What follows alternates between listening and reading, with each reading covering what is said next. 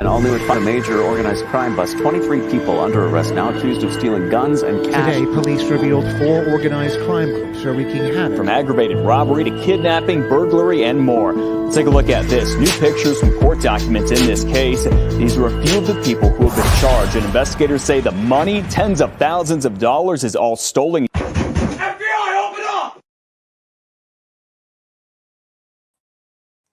Welcome to this episode of Chatting with Staxx. I'm your host, Bill Staxx, and today I've got an interview I'm dropping, but I wanted to come on here. I'm going to play a little bit of part 2 before I drop part 3, because it's important that you see the context of what was said on part 2, because it gets interesting on part 3. It's a really good story, and I want you guys to get the whole thing. So here is the end of part 2, and we'll get into part 3. These are things that I did. I was in graffiti, all that, but like it all came back to skateboarding because that's how it started. And I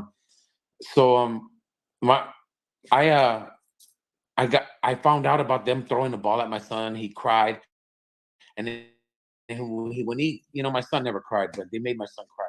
And he had one of those cries, those cries where you're like,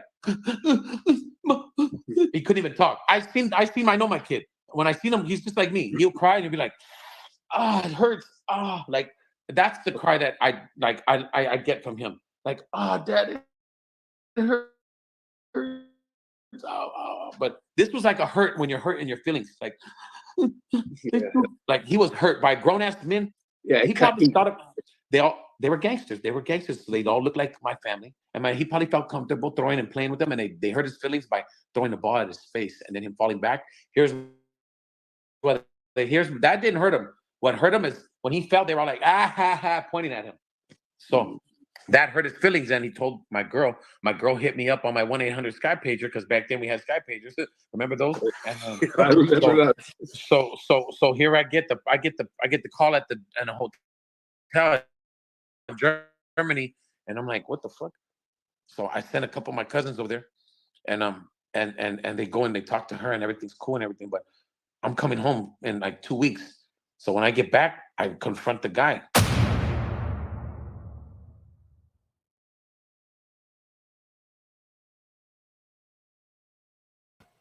All right, so that was the end of part 1, and now I'm gonna play you part 3. Shout out to everyone that takes the time to watch this show. Dennis, what's up? Baywatcher, how are you? This one is very entertaining. Now let's see if this one will work, because earlier it wasn't working. But we'll see right now. I have a ton of content I'm dropping. Let's get into it. Son. Yeah, I remember your son too, and I didn't even mention it. I didn't mention the throwing the ball. But he goes, yeah, man, he was drinking, and he was like, I remember my homeboy threw a ball at your son, made him cry. And that was it for me. And he said that. I threw on my boots, jumped down, and I attacked him.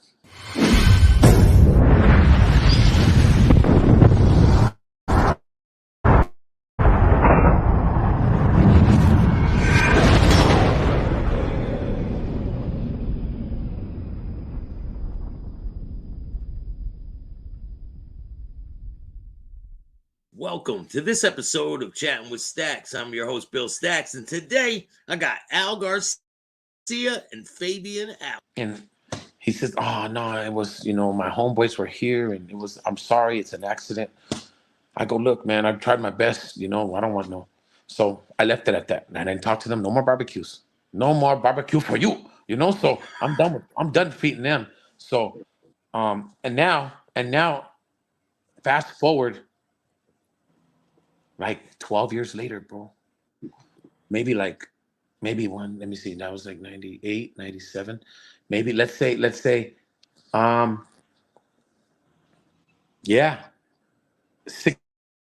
years later, 7 years later, I'm in prison.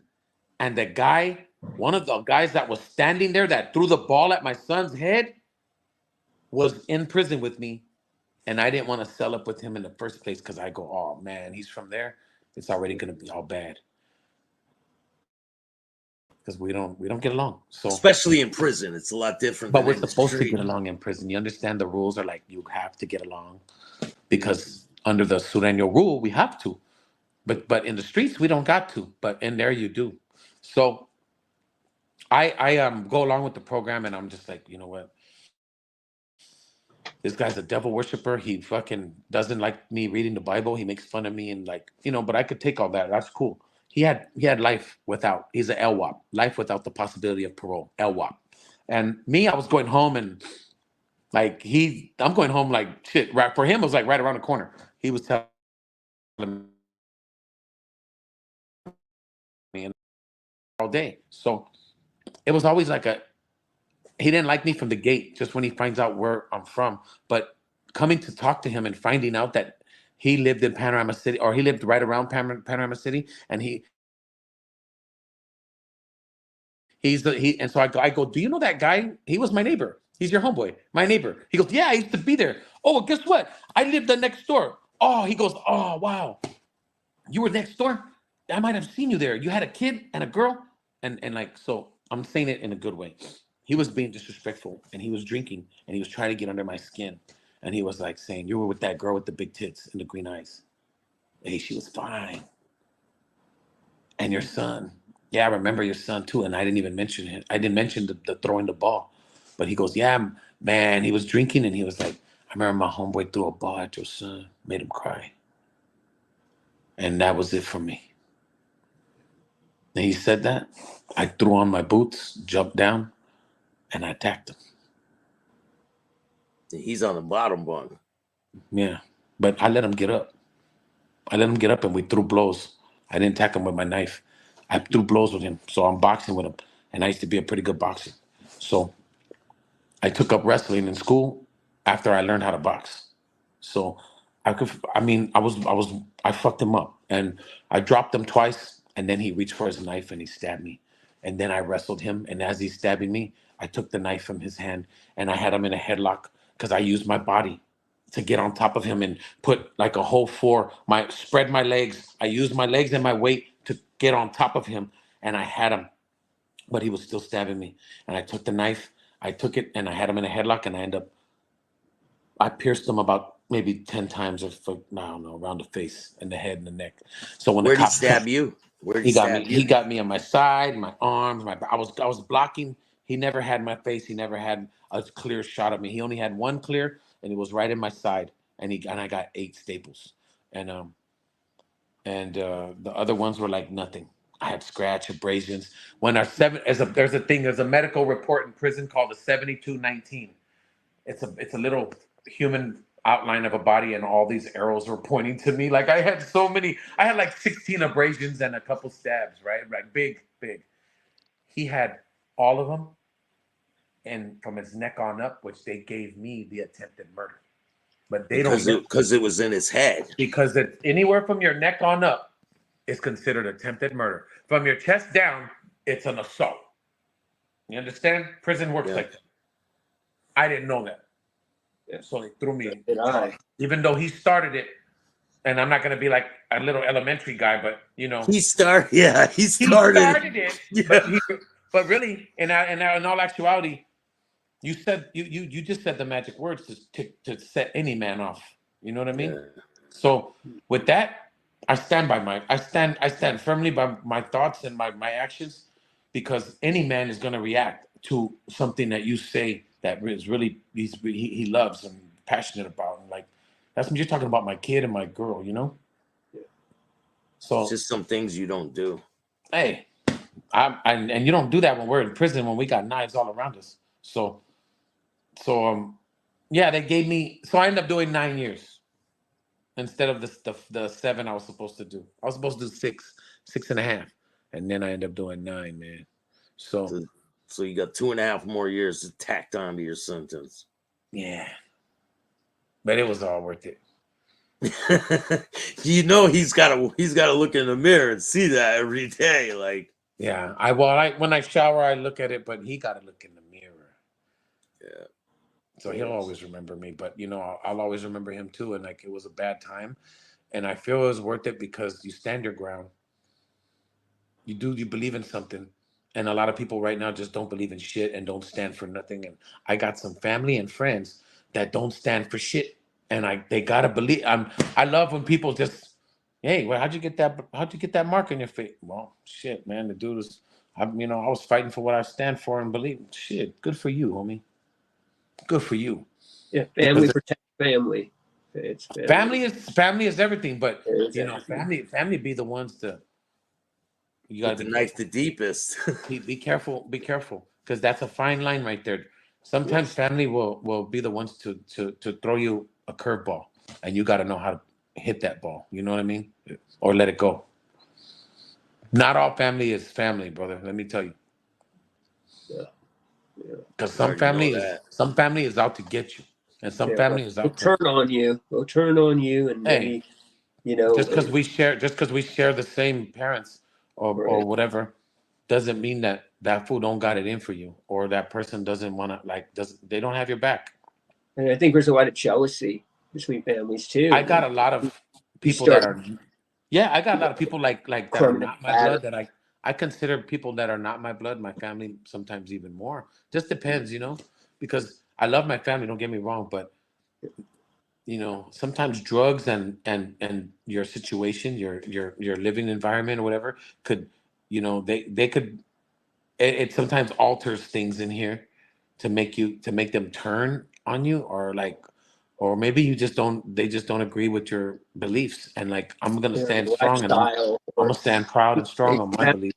Skateboarding, they don't understand. You know, I've had a disconnect in my family. They just don't see why you're so just obsessed and, you know, infatuated with skateboarding for all these decades. And they're like, get a real job, get a real corporate job or something, right? Dude, yeah, and they don't understand. I'm going to now make my way into the film industry, and they didn't understand that. So it's, well, but you're going to say, but you're a skateboarder. You're how? But I always loved to write. I've always, I have always been a writer since I was 12. As I started. How have you guys stayed connected over the years?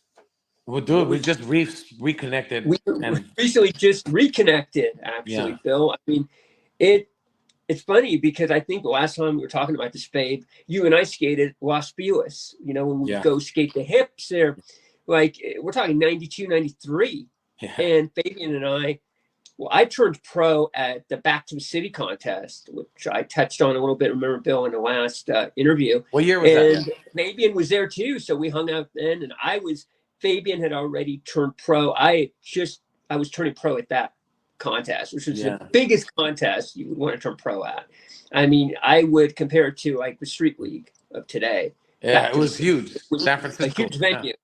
I mean, there were over probably, maybe 10,000 spectators. Dude, it was big. It was big. All the industry, you know, figureheads were there just in a line. I mean, you had, you know, Mike Chernansky, rest in peace, Steve Rocca. Everybody was there. I remember I remember Kareem Campbell bungee jumped for the first time there.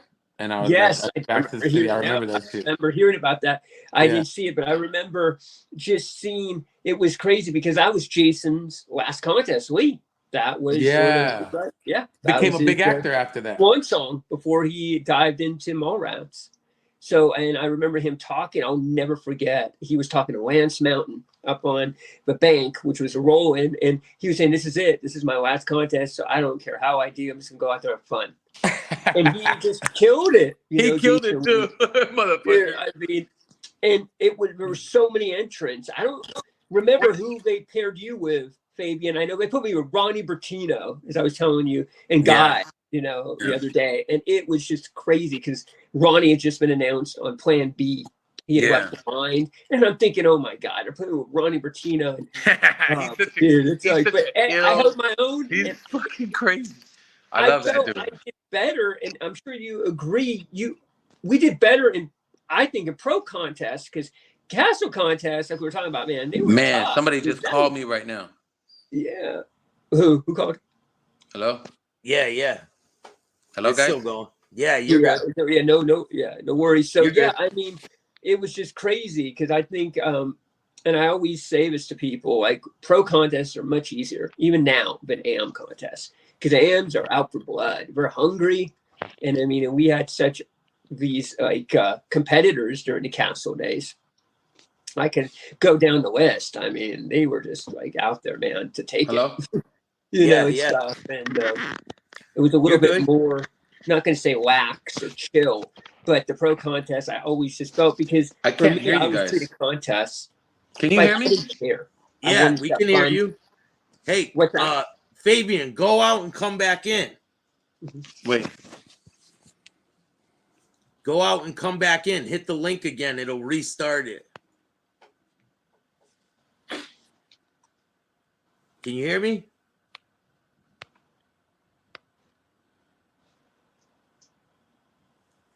Go out, go in your email and hit the link again, and it'll let you come back in. It'll restart it. I can't hear you. I can't hear nobody. Oh, call, okay. Text them and tell them to leave the link and come back in. Okay, hold on a second here. Luckily, we're not live. Yeah, I'll pause. All right, we're back. Okay, good. Thanks. And it was always great, you know, to skate with Fabian, even back then, because I had met Fabian, God, when he was skating for Z.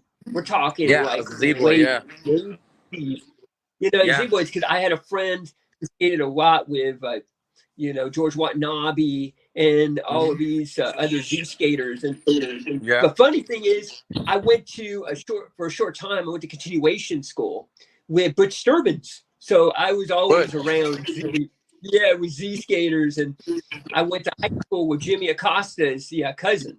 So I knew his cousin. She was awesome. She was always bringing us stickers, Z, you know, Jimmy Acosta stickers and stuff. So it was just, I've always been very blessed to be around like skateboarding. I've always had such a connection. You guys got your own skateboards, right? Yeah, definitely. Yeah, so you guys are you guys going to do a collaboration coming?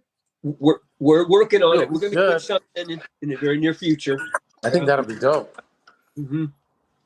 With everyone, you know, my skate friend, which so coincidentally. What do you guys got coming in the future? What's your plans for the future? Oh, man. So much to talk about and so little time. I mean, we're working on some big projects, Bill. Skateboarding, and there's also film related, of course. We're Fabian. I can talk a little bit about Fabian's you know, affiliation with and what he's doing for a cousin, which is what we're in pre-production for right now, which is, it's turned into something that I never could have imagined it could have turned into. This film is turning into a studio film. I mean, we're working with such high caliber producers now in this film, Fabian being one of them. Our brother, William Clevenger, Will. He is the lead producer now and the cousin. And we have now brought on his production entity, Big Picture Collective, which I'm under now management with Fabian. So he's our manager too. And we've just been connecting all the dots. And I'm going to tell you, and Fabian, I'm sure you can back me up here, my cousin is going to be much more than just your average formulaic horror film. It has so many layers to it, and it just, I feel it has, you know, there's a big takeaway because again, we're dealing with a protagonist / antagonist who's trying to find her the world, and she's getting all the doors slammed in her face from her family and from the outside world, the cliques. So I think there's a lot of inner relatability built up inside this story. And for me as a writer, that's my end goal, is I want to really inject all of these sort of humanistic traits and idiosyncrasies that these people / the general audience can really resonate with. So I think we've accomplished that. And I'm sure you agree with me, Fabian, with how these characters are fleshed out. And Fabian has a major role. Shit, we lost Sal. probably gonna lose me too right now. It's getting that time. Yeah, I know. We got a bad connection, I Al. can't say too much about I who probably we have have in like the cast, but it's going to blow minds. Yeah. Not only in the outside world, but in our world too, the skateboarding world. I mean, who we're going to be working with. I mean, I pinch myself every day. I can't believe I will be directing these. I mean, top tier. I'm talking A-list. I'm gonna try to come out there, man. Maybe I'll be involved with you guys. That'd be dope, man. Yeah, I just did a role out in New Haven, Connecticut. It was all over the news. I acted with Robert Miano from Donnie Brasco. Nice. It was pretty cool. I played a hitman. That's cool. Well, I can see that. Yeah, that's good. I played a white boy hitman in the cartel named Kane. That's so awesome. So happy for you, Bill. Yeah, I know. Yeah, last week, the interview November, you were saying, yeah, you know, you want to act, some more acting, and you know, it's a great. I mean, I look at the whole film space as a different artistry, and I feel I'm not doing anything different than I wasn't doing, say, even 20 years ago. I'm just now channeling it into a different, you know, medium, you know, as far as when it comes to writing, directing, producing, it's all an artistry, man. There's really no sort of way to individuate the two. It's pretty dope, man. But we'll do a follow-up interview and get you guys again so we can get more information out there. Do you want to tell the people where they can find you, Fabian? Yeah, hit me up on Instagram at Fabian Alomar Official, and on TikTok at Fabian_Alomar. That's probably the only things that I'm pretty much doing other than film. I do a lot of other stuff with kids. I'm always in Echo Park. I'm approachable. Hit me up, DM me if you got any ideas or you want, like, you know, I love to come and speak to kids, and I just love working with youth and troubled adults, anyone really. So, and even if your hair's like this, he's not going to steal your board. And even if your hair's like Tony Hawk back in the 80s, the McSqueeze. I used to have the wave. All right, bro. I gotta get going, bro. Thank you, man. I appreciate it. Yeah, this has been a real interview. Thank you. Big thanks to real quick Joanna for getting us all set up. Yeah, definitely. She rocks. Joanna. All right. Much love. Shout out to Joanna. Later, guys. Thank you, man. Later. Peace. And Al, do you want to tell the people where they can find you? They can find me. I'm on Instagram. I'm at Al_Garcia_laser. So that's my Instagram handle. They can go ahead and put a link in the description. And then I'm going to actually, we're in early development stages. We're doing a podcast. We'll be one of our first guests on there. So yeah, man, let me know. I'll be around. Big step. Yeah, we're trying to set things up by summer. We should get. I'm going to really. I'm not going to be the host per se, but I will be one of the guests, and I'm producing it. And it's something that I'm right now in early talks. Baby and I are kind of just right now trying to brainstorm some ideas, and we're working with Will Clevenger on that. Yeah, that'll be great, man. Who is our manager? Yeah, so. But yes, I mean, I look forward to hearing it, bro. To come. Yeah, we have such an amazing, stellar cast for The Cousin that we'll be able to talk about on the next interview. It will be released, so we will let you know, or I will let you know when it hits the trades. Because people are going to really be excited to hear who's involved in this film. Definitely, and I'll get this out to the people. It's always I really appreciate you, man. Yeah, man. Ditto. And anytime, I love coming on your show and just chopping it up with you. And Fabian is such an amazing skater person. He's been through a lot, and I mean, it's just amazing to see how he turned his life around with just acting, I'm telling you, skateboarding in many ways saved my life because I suffer from such a low self-esteem, as I said before in a past interview. So in many ways, it did the same thing for me in a different, again, setting, but it really had an impact. And had it not been for skateboarding and my family's support, I wouldn't be here talking to you, and I wouldn't have still my name on a board. I mean, it's just an amazing thing to still be a part of the skateboarding, culture. It's an honor. Yeah, bridges the gap for a lot of different people and different ethnicities throughout the, different demographics. It's something people can connect with. It is. It truly is. And, I believe it's all about giving back. And so I'm working on some things, some big things for this year, towards the end of the year. And I'm working on getting a skate park getting built in my hometown of Lakewood, California. That's dope. Because we have skate parks in all the cities adjacent from, Bellflower. We have Cerritos, Long Beach, but Lakewood is where it all began for me. And I feel that there needs to be a skate park in Lakewood. I mean, there's been so many skateboarders since that have come out of Lakewood since I sort of. You can hold contests and all that stuff for the kids down there, man.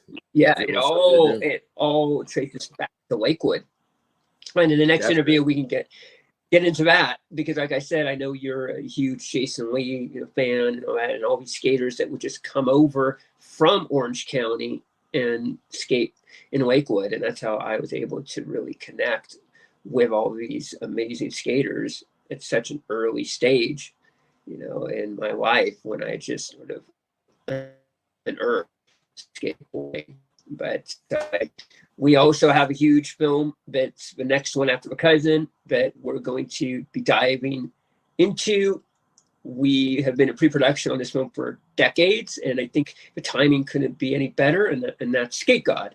So that will be for the next interview because I really want to talk about a film that is really just has all of the threading of the two things I love the most in this world, which is, film and skateboarding, cinema and skateboarding. So it's the best of both worlds. I look forward to all the things you got to come in the future, man. And I really thank you for coming on the show. I appreciate you. Thank you again. And anytime. The link will be in the description of this video if you want to check them out. Is there anyone else you want to give a shout out to before we go? Just a shout out to everybody, the cast. We have a crew of A Cousin, Will Clevenger, Joanna, of course, for again introing us. And yes, Lou Race, a great mentor and somebody who really showed me the ropes early on when I was pretty much wet behind the ears and didn't really know how things worked and all the inner workings really in Hollywood and film and to be able to get to the place I'm at now. So a big shout out to Lou Race, who, by the way, worked with Steven Spielberg on Temple of Doom. So, I mean, right there, having someone like that sort of guide you, I mean, that's just... It's iconic, man. Yeah, so I'm really just now, I love skateboarding and I'm always going to skate and be a skateboarder. And I feel that, it's just now I am so immersed in the film arena and just wanting to just keep up with all of his storytellings. I have so many stories to tell. And I look at now all of my scripts as skateboarding tricks or NBDs that I said before. Yeah. Like I said, I'm doing the same thing that I did as a skateboarder. I'm creating. And so I'm not doing anything different that I was doing, when I picked up a skateboard. Well, that's dope, but man. I skate all the time. I go crazy if I don't get on my board in a day. I mean, I have to get on my board at least once a day. And I have weekends that I carve out time And as you see, it's right here next to me. I take it everywhere. It's set everywhere. It's right next to me when I'm directing everything, because, you know, it keeps me centered, keeps me grounded, and it's a reminder of where I came from, because I think that's really important. And I think that a lot of people that get into a different artistry, they forget where they came from. Once they reach, you know, the apex, they just completely get jaded. And I promised myself a long time ago that was not going to be me. And that's why I think about skateboarding probably even more now. And so, you know, that's pretty scary, because, as you know, I used to film every time I'd go out and skate. I had a filmer, or I have someone filming me, because I just really felt once the camera's on, you know, you better be on your game. You got to be, you know, you got to bring your A game. So I think that it's kind of, when I think of it, the irony to that is, and now I'm working as a director in the film area with lights, camera, action. So it's all about being on camera for me. So great. But thanks again, Bill. Much love. I look man. forward And, to seeing it, man. I look forward to seeing everything you got going on. I'm always excited to come on your show, and I'm looking forward to many more interviews.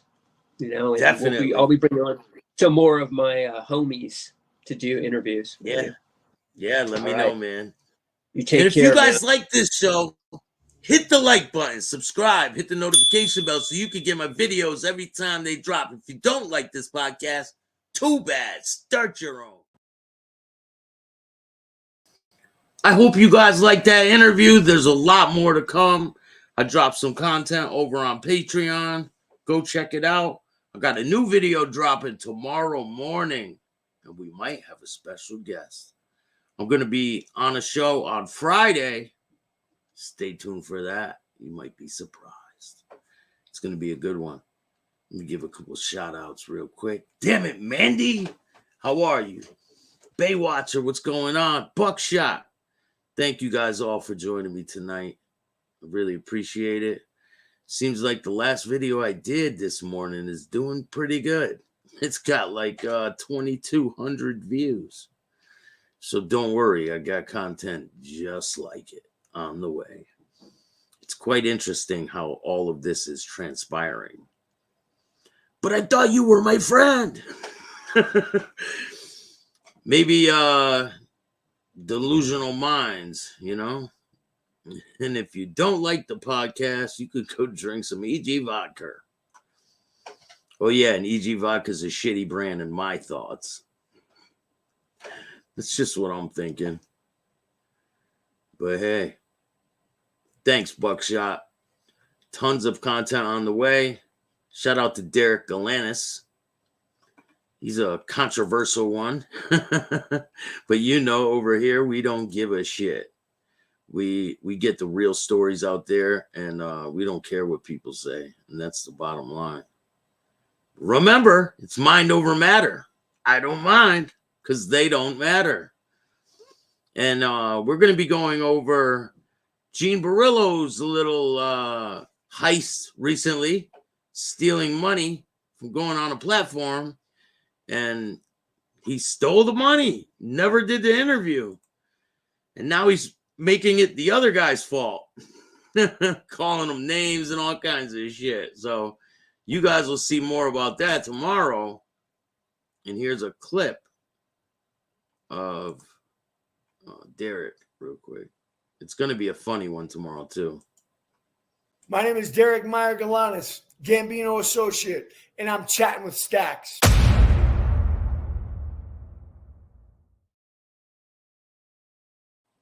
Boom. Some people might not like that one, but guess what? Too fucking bad. Make sure you guys go check out the Patreon. New content just uploaded. And there's a lot more on the way. I'll see you guys tomorrow morning, sometime around 11. And big things on the way. Stay tuned. It's about to get real. And remember, don't be a bitch. An all-new at 5, a major organized crime bust. 23 people under arrest now accused of stealing guns and cash. Today, police revealed 4 organized crime groups are wreaking havoc. From aggravated robbery to kidnapping, burglary, and more. Let's take a look at this. New pictures from court documents in this case. These are a few of the people who have been charged, and investigators say the money, tens of thousands of dollars, is all stolen.